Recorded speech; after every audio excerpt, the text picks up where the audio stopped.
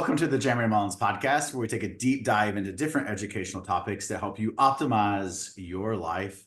You are here today with your host, myself, Jeremy, who am a registered dietitian, strength and conditioning coach, father of three. And then I'm here with my co-host, Reno, who is much younger, much better looking, doesn't have the gray hairs from the kiddos yet. I wouldn't go as far as good looking. I like to say face for radio. And a father to a very large wiener dog. That's what I got going for me. So you have a wiener dog. A wiener dog, a 32-pound wiener dog. Ooh, so you need to go on the program? Or He is this he he's close. he's close. He's close. He gets treated well. Yeah, treated very well.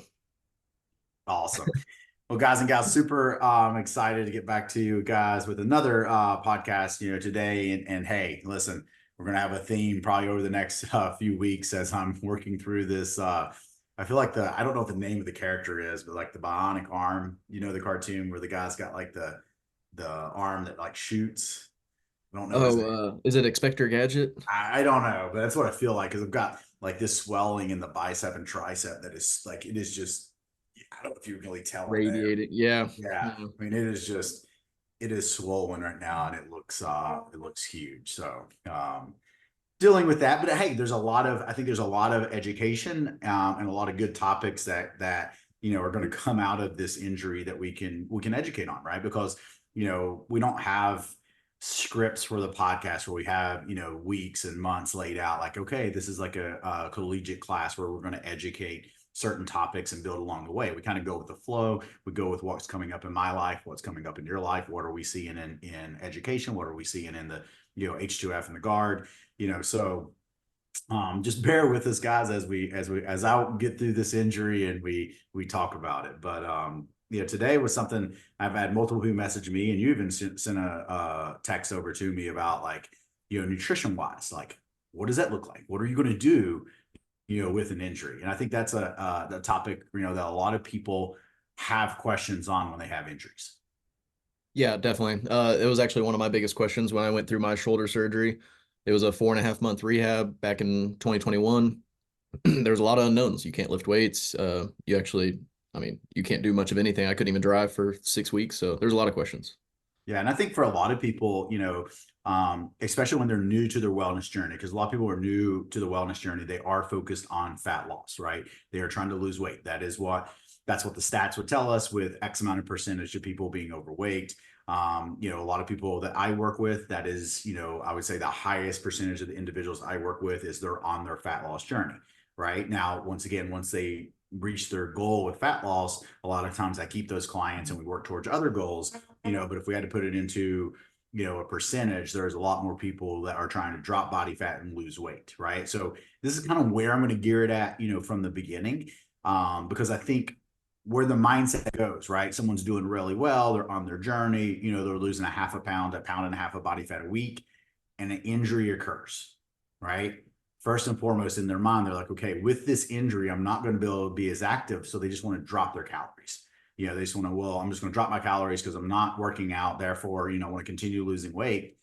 When really there's got to be a mind shift there, right? Because you have to understand, when you have an injury to the body's going to need its calories and its building blocks to help recover from that injury. And I think that's something that's overlooked a lot of times. And people who have injuries will actually undereat, especially at that initial injury state and that initial, acute phase of the injury or the surgery.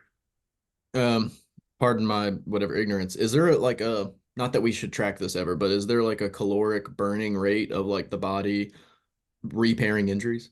There is. I like it. Yeah. So, going back to our education, we talk about, resting metabolic rate and basal metabolic rate. So, basal metabolic rate being how many calories or how much energy does the body need to stay alive. Okay. Depending on the injury, it's been shown anywhere from 15% up to 50% increase in that basal metabolic rate secondary to the injury, right? You have to look at it. The PT explained this, Tom, my PT explained this really well to me yesterday. He goes, hey, Jeremy, you're in this very acute phase where right now things are very angry inside your bicep, right? your surgeon's went up there, he's moved some tissue around, he's had some, tools inside your body that you're not used to.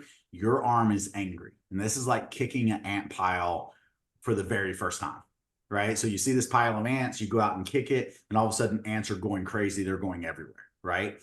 So this is that initial phase inside of an injury where you're actually going to have an increase in that basal metabolic rate anywhere between 15 and 50%.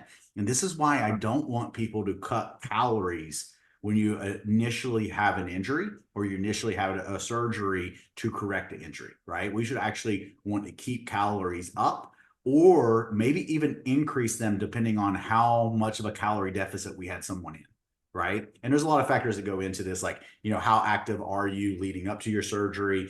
How much have you been losing leading up to your surgery? What does your baseline look like? We need to take all those things into consideration. But I think the big take-home message is you would not want to just drop your calories right away, secondary to an injury, even though your activity level, yes, is going to drop over those first, initial days or initial weeks, depending on the injury. You do not want to drop your calories. Worst case, keep it baseline, right? Keep it what you've been doing, and then, look to figure it out. Or once again, if you're in our pocket, our community, reach out, we can try to help manipulate it, change it to what your goals look like. But do not initially drop calories, because your need of calories, your caloric level will go up, right? Secondary to that increase in your BMR, to the injury, and a lower calorie diet during this time period could hinder the recovery process. And we're able to keep the muscle mass. Like, I know the muscle is obviously fatigued and repaired and all that stuff, but if you keep that protein levels correctly, you're going to keep that muscle mass, correct? 100%. And so I wouldn't say it's an increase. And I say that because of what we teach to our community, right? So remember, guys and gals, we lead by, hey, your protein should be at least 1 gram of protein per target body weight. And then I work up from there. So as long as you're hitting the 1 gram per target body weight, you have a high enough protein to make sure that you don't lose muscle tissue, to provide enough protein to build back from the injury. Okay.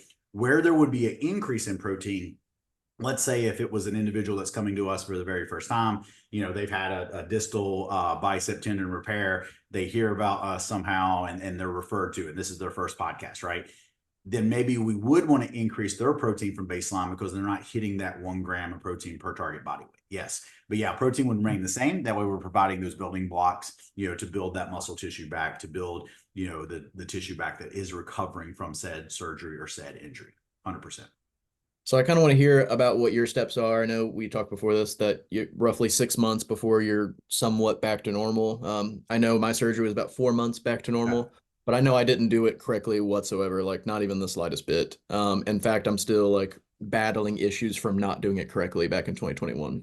Is that your way of being like, my father figure here saying, Jeremy, do it the right way?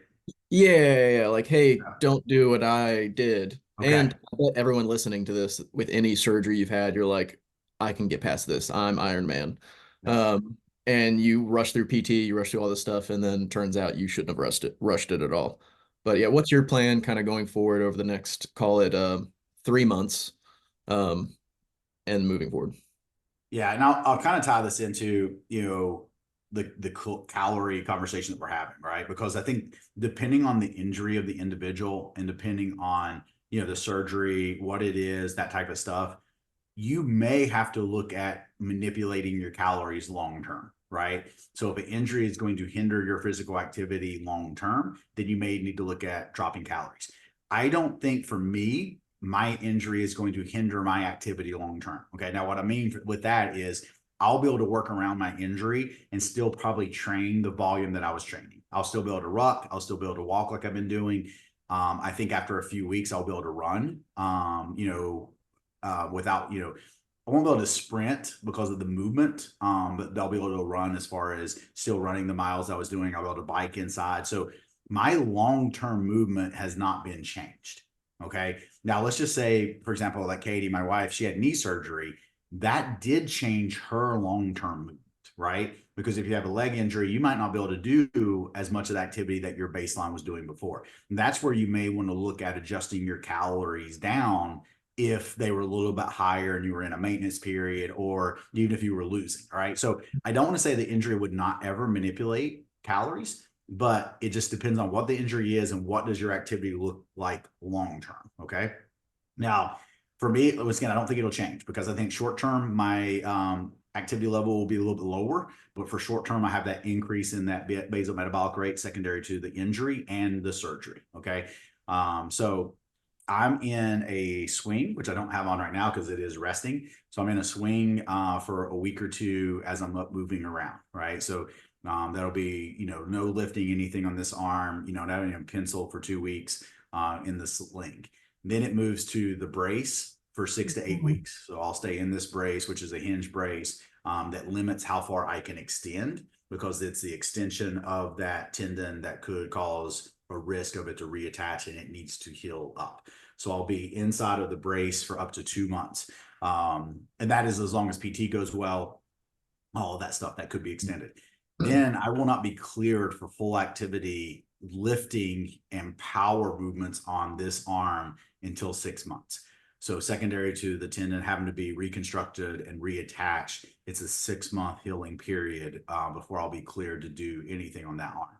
Now, with that being said, going back to what I was saying earlier with activity level, I'll still be able to do, kettlebell swings, kettlebell jerks, dumbbell, presses. I'll still be able to train this right side, right? I can do rows to mimic, pull-ups or, take a ring and do a pulling motion. I'll be able to squat there. I'll be able to do things, right? So that's where it's not decreasing my overall activity. And that's what I've encouraged people in the mindset.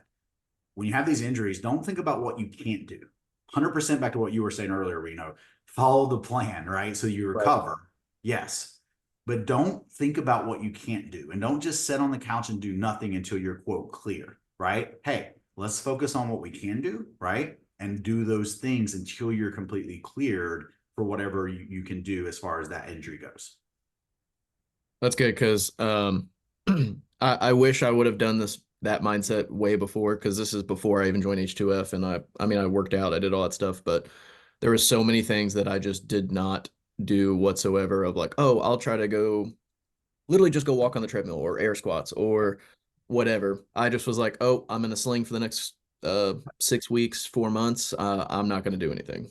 And it's hard mentally. It's hard. I get it. Like, because especially if you can't do what you have been doing, right? It's easy to be like, well, I'll just wait, and this goes with the diet too. I see people, even caught myself yesterday wanting to be like, well, it doesn't matter, Jeremy, right? Like, when once again, you try to look at it as your mind, like control what you can control and move forward. Okay.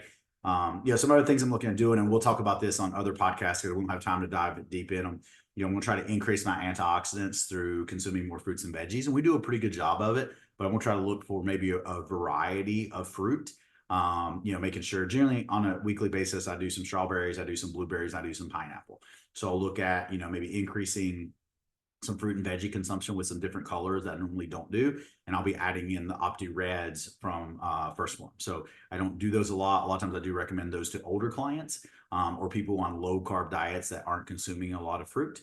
But I don't do them on a regular basis. Secondary to promoting healing via consuming antioxidants, right? Because remember, antioxidants help to inhibit the inflammation process, which also reduces levels of free radicals, okay?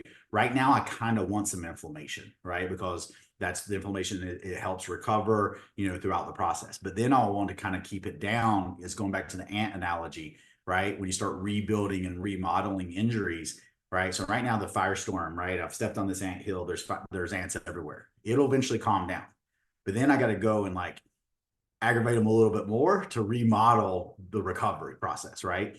But with that, I don't want it to be over inflamed so that I recover faster. Okay. So I'll be adding in some OptiReds. I'm going to be adding in First Form's joint mobility, and I'll be doubling up on the omega-3. So I generally take right at 2,400 milligrams of omega-3s per day. So I'll be doubling up, tripling that up again, once again, because of the abilities of omega-3s to decrease inflammation. So that's kind of my game plan, from the supplement side of things. From a prescription side of things, the doctor prescribed me some BPC 157, which is peptides that'll help recover tissue. So the data and the research behind these is it helps recover the tissue faster.